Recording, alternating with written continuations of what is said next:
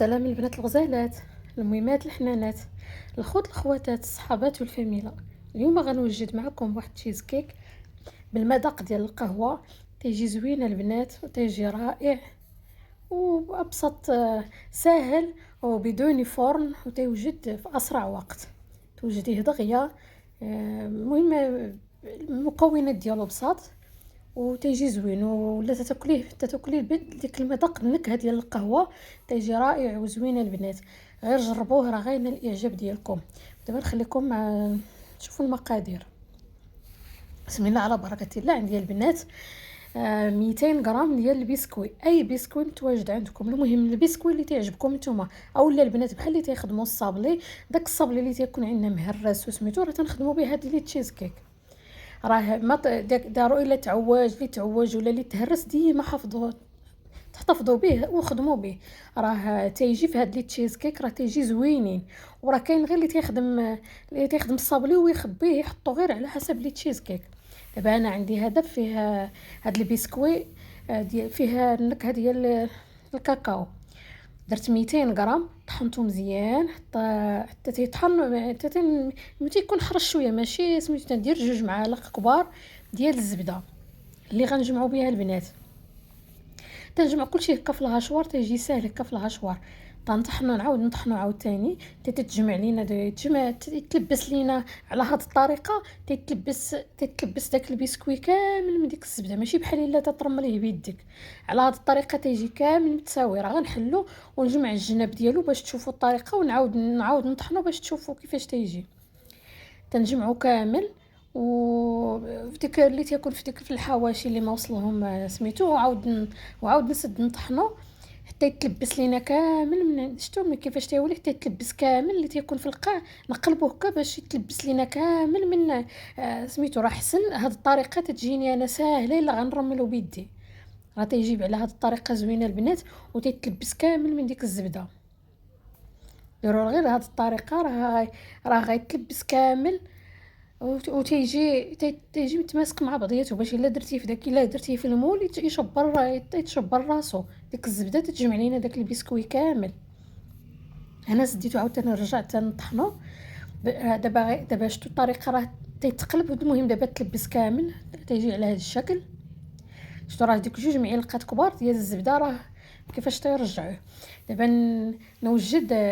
شفتوا الطريقه ديالو راه تيجي البنات كامل ملبس ديك الزبده. دابا تنجيب داك الاطار، اللي عنده اطار غيخدم به، اللي ما عندوش الاطار غيخدم داك المول اللي تيتحل. ضروري يكون المول اللي تيتحل باش حيت ما نقدروش ضروري تكون الحاجه تتحل. اللي ما عندوش داك المول اللي تيتحل شوف داك الاطار اللي تيكون اللي تنوجدوا فيه. اذا نوجدوا فيه لا كلاص ولا سميتو راه، اولا تنوجدوا فيه كمل نجمعوا فيه الطرطات راه تيولي سميتو. المهم يا مربع يا مداير. انا درت هذا اللي داير. هزيت القاع ديالو، لبست له بابي الومنيوم غير باش تجمع، باش الا غنحيدو يجيني ساهل. لبست له في القاع ديالو بابي الومنيوم، وغنخوي فيه داك البسكوي ديالنا اللي ملبس بالزبده، وغنسرحو في القاع ديالو حتى تنجيبو كامل متساوي مع بعضياتهم. غنقادو دابا بالمعلقه نفرقو دابا بهاد المعلقه حتى يتقاد لينا في القاع كامل. عاد نجيب البنات الكاس، شي كاس يكون القاع ديالو متقادد، ونبدا نقادو به نورك عليه باش يشبر ليا بلاصتو مزيان. تندير دابا بالمعلقه هكا حتى تنشوفو كامل متساوي مقاد.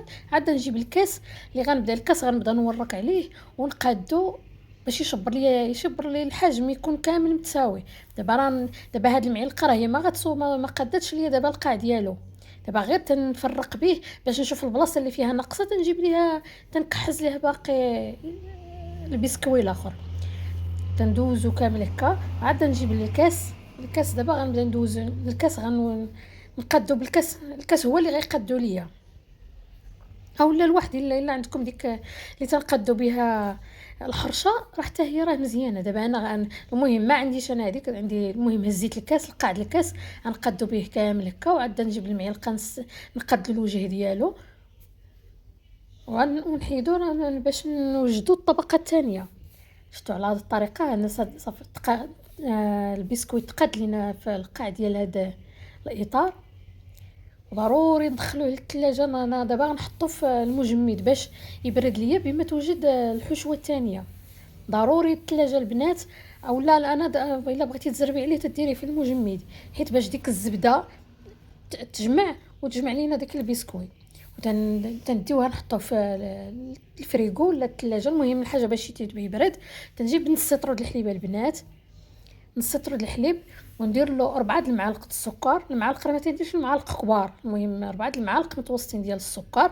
وغندير 2 ساشيات ديال الفاني ديال الفلان ديال الكراميل. البنات اللي غيدير الفلان الكبير ما يدير السكر، حيت هذاك فيه السكر. هذا الصغير راه ما تيكون فيه ضروري ديروا له السكر، هذا راه تيديروه مسوس. تندير نص لتر الحليب، غندير عليه 2 ساشيات 2 ساشيات ديال الفلان كراميل، و4 المعالق السكر. الا درتو الفلان الكبير ما ديروش السكر، هو عنده تكفي فيه الحلاوه ديالو. ونخلطو مزيان حتى تيتحل لينا كامل، ما يكونش فيه ديك ما يتجمعش لا الفلان ولا سميتو، المهم ما يتجمعوش. ونديوه فوق البوطه يطيب، والعافيه تتكون مهيله البنات، ما نجهدوش ليه العافيه. المهم حتى يفيض لينا داك الحليب، راه الفلان راه كلشي تيعرف الطياب ديال الفلان. غنجيب 2 الباكيات ديال البسكويه البنات، انا جبت هذا النوع، المهم متواجد عندي هذا النوع. وغنديروهم في الخلاط الكهربائي. الحليب ديالنا ها هو وجد، والفلان راه طاب، ورانا داك نص لتر الحليب راه هو خويتو على داك البسكوي. وغندير 4 ديال المربعات ديال الفرماج، المهم كي انا درت كيري. وغندير 2 العلب ديال بيرلي اللي بغى، المهم جا 2 العلب ديال الزبادي، و4 ديال سميتو ديال الفرماج كيري، المهم ديال كيري.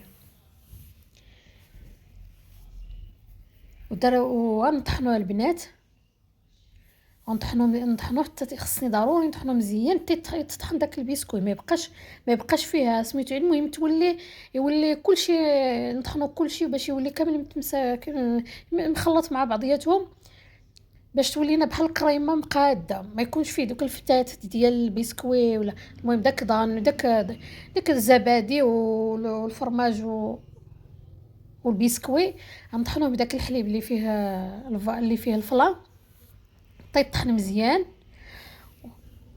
وعاد نجيبو الصينيه الاخرى، راه الاخرى راه حطيناها تتبرد. شفتوا الطريقه كيفاش تيجي، راه واخا سخون راه تطحن كلشي دغيا.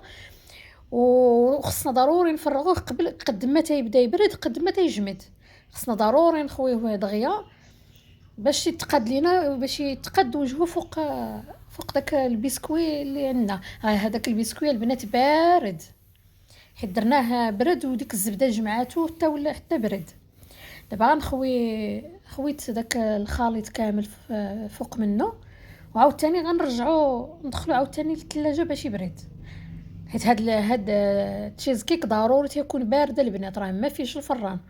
غير المهم تنخدموه وتحط في المجمد او الثلاجه، المهم يبرد. هذا هو سميتو، غندخلوه دابا يبرد بما غنوجدوا الخليط الثالث.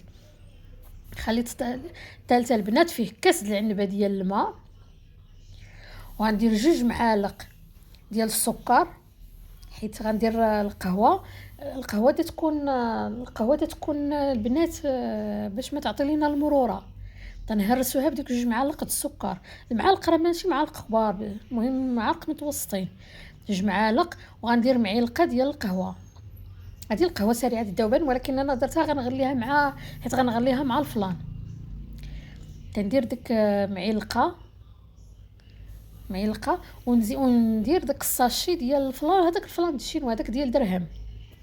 ندير واحد الساشي ونخلطو مزيان، ونبدا نخلطو حتى تنحس بديك الفلان وديك القهوه دابت. عاد نرديهم عاوتاني فوق العافيه، نحركوهم مزيان حتى ما نحسوا باقي بديك الحبيبات ولا سميتو ديال الفلان. شو على الطريقه. وديك القهوه باش تخلط لينا، حيت الا درنا هاد القهوه في الماء دافي اولا الحليب دافي دغيا تذوب، اما الماء بارد ضروري نخلطوها شويه بشويه حتى على خاطرها باش تذوب لي يذوبوا دوك الحبيبات ديال القهوه. هاي تنحركوها على هاد الطريقه حتى تخلط لينا مزيان، حتى ما نحسوش باقي بديك الحبيبات ديال القهوه. وغنديوها عاوتاني نديوها على العافيه، نديوها باش تغلى، تجي على هذا الشكل البنات، ونديوها باش نديوها حتى تغلى حتى هي، باش نديروا بها الطبقه الثالثه. هي غنديروا بها الطبقه الثالثه، ولكن الا حسيتوا ما دابش ليكم البنات، ديروا صفيوه. دابا انا ندير فوق العافيه، وغنخرج الاخر في المجمد، المهم في الثلاجه ولا المجمد. المهم خصها ضروري تبرد لينا ديك الطبقه الثانيه، غنهز داك الخليط نخويه عاوتاني عليها، ولكن ضروري نهز واحد المعلقه ونقلبوا المعلقه ونديروا على القاع. علاش على هذه الطريقه درت؟ الا وقفت وخويتها على واحد الجهه غتقب ليا، تكون فيها ديك البلاصه اللي خوينا فيها القهوه. اما على هذه الطريقه القاع ديال اللور ديال المعلقه وتنخوي راه تيجي متساوي، وما ما تتكونش لينا فيه البلاصه، ما تيبانش لينا البلاصه كيفاش خويناه. تندوزوه كامل على هذا الشكل وندخلوها عاوتاني، وندخلوها للثلاجه ونخليوها دابا تبرد. ضروري تبرد البنات، ضروري تبرد مزيان. حيت المهم الا بردات مزيان، باش الا جيتي تقطعيها تتقطعها كامل، تتكون كل طبقه بوحدها. غنخليها هكا حتى تشبر شويه راسها في المقاده، عاد نقدر نهزها ندخلها للثلاجه ونخليها حتى تبرد على خاطرها. دابا ها هي البنات راه وجدات، خلينا بردات مزيان، راه عندي بارده بزاف، حيت انا وجدتها في الصباح وخليتها في الثلاجه حتى بردت على خاطرها. عرفتي البنات راه تتجي زوينه ورائعه، واحد المذاق رائع البنات. و مكونات بساط وتتوجد دغيا، وما تخافوش منها، ما تخافوش منها الحاجه تخسر لكم، ولا ما فيها لا فران لا حتى حاجه. تخدموا بسميتو في الثلاجه باش تبرد وصافي.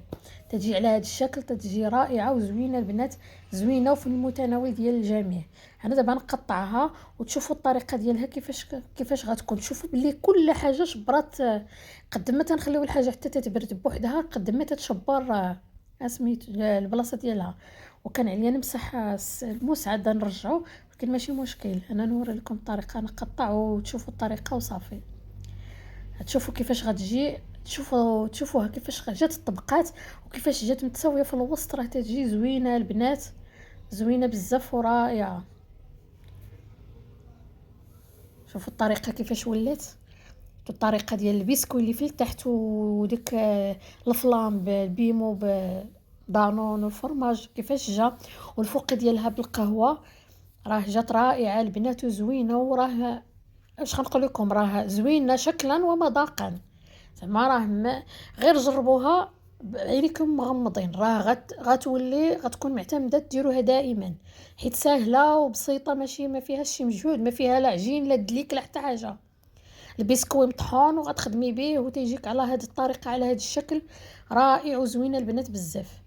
غير نوضوا البنات حيدوا العكز وصوبوا الحلوه ديالكم. هذا التشيز كيك راه تيجي زوين. ولا عجبكم البنات ديروا لي جيم وابوني، واللي جديده عندي في القناه نقول لها مرحبا بك والف مرحبا في القناه عندي، وتورك على الجرس الاحمر باش يدخل عندك الجديد. وتبارك الله عليكم. المهم غير جربوا وما تعكزوش البنات، واي حاجه حطيتها لكم راه تتكون 100%، راه تتنجح، ما فيها شي حاجه. زعما ما تخافوش تخسر لكم الحاجه، غير طبقوا تبعوا الفيديو وطبقوا الطبق كيفاش تنعمل، راه غتجيكم زوينه. بسلامه عليكم حتى الفيديو الجديد ان شاء الله.